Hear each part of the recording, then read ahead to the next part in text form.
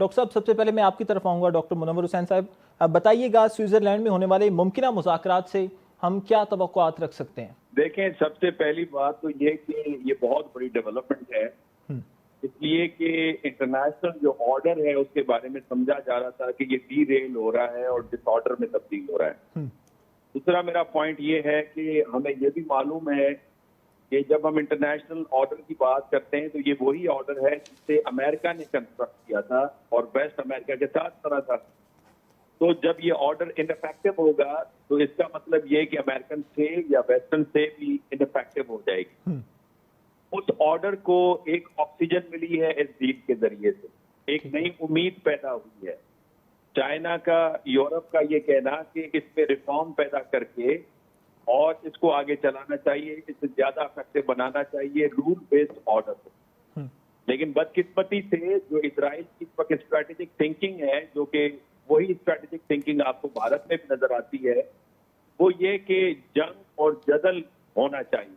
हुँ, अब वो जंग और जदल इसलिए चाहते हैं कि अंदरूनी तौर पे वो इंटैक्ट रहें, बैरूनी तौर पे अपनी ताकत का इजहार भी करते रहें। अब उसका अंदाजा इस बात से लगाइए कि एक तरफ नेतन्याहू कहता है कि हम इस मुआहदे की पासदारी के पाबंद नहीं है।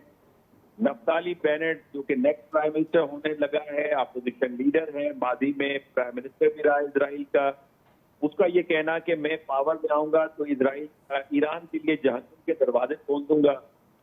और फिर इसके साथ उनके मजहबी रहनुमा, यानी उनका जो प्रेशर है, स्पेशली बिन गवीर जो कि उनके इंटीरियर मिनिस्टर हैं, जी, वो ये कि लेबनान में हमें बस्तियां साउथ लेबनान में खत्म करके वहां पे अपनी सेटलमेंट कायम करनी चाहिए। तो रियल थ्रेट जो है अमेरिकन स्ट्रेटेजिक इंटरेस्ट को, वो इस वक्त इजराइल से मिल रहा है।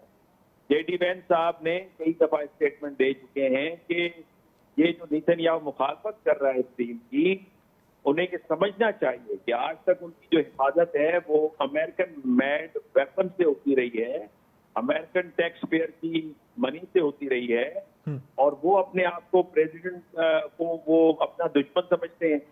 यही बात प्रेसिडेंट ट्रंप ने भी कही कि अगर अमेरिका ना होता तो इस वक्त इजराइल का वजूद बाकी नहीं होता।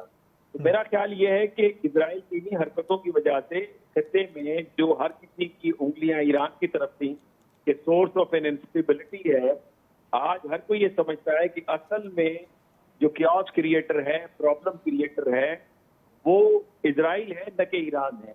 हुँ। और यही सोच हमें अमेरिका में नजर आती है।